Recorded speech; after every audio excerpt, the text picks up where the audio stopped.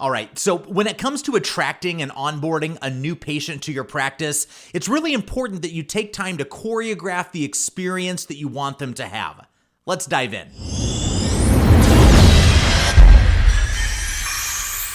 Hey, what's going on? It's Jason Parkinson here from ONEFIRE. Last week, I talked about the importance of having internal alignment in your practice to get the maximum results from your marketing investment. One important piece of that alignment is the experience that you want to create for a potential patient that's checking out your practice for the first time, and the onboarding process for a new patient that's decided to hire you. So when I talk about choreographing a patient's experience, that starts with the actions your team takes internally at the practice.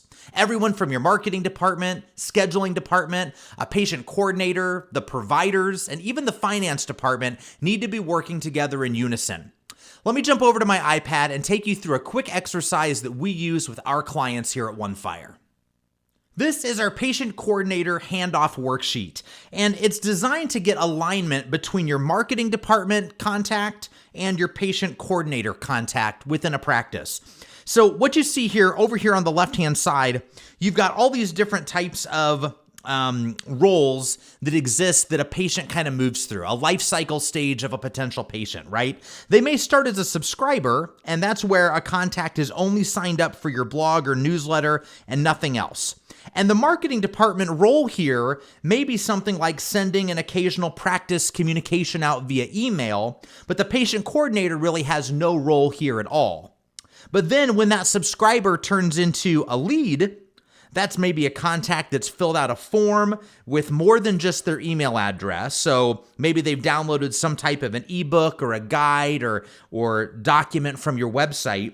And that it also has some roles there for the marketing department, right? You enroll them in maybe a drip email campaign that encourages the lead to move forward on their own. And you'll notice here the patient coordinator still doesn't have a role.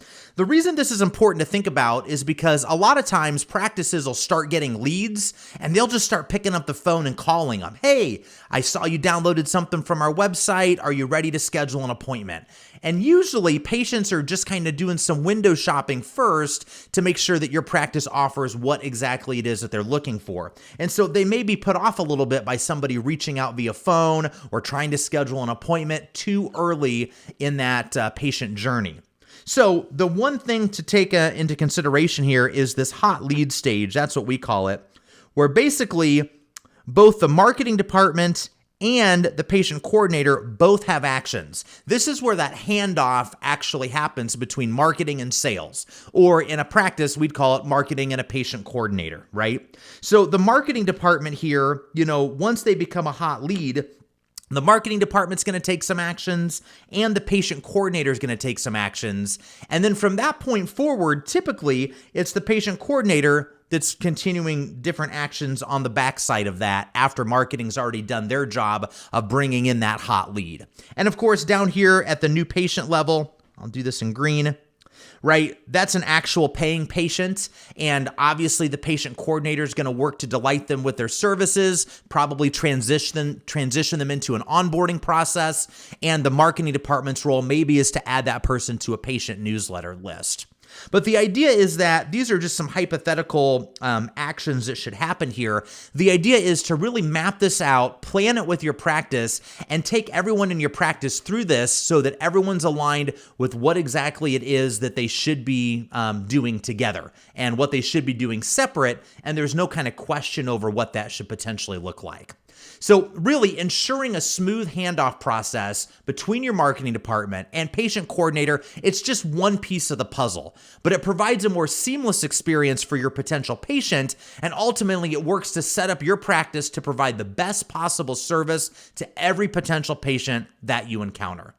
I'm interested in your thoughts here. Are you doing anything like this in your practice? Is this something that you think could potentially be valuable? Just leave your thoughts in the comments. We'll be sure to respond.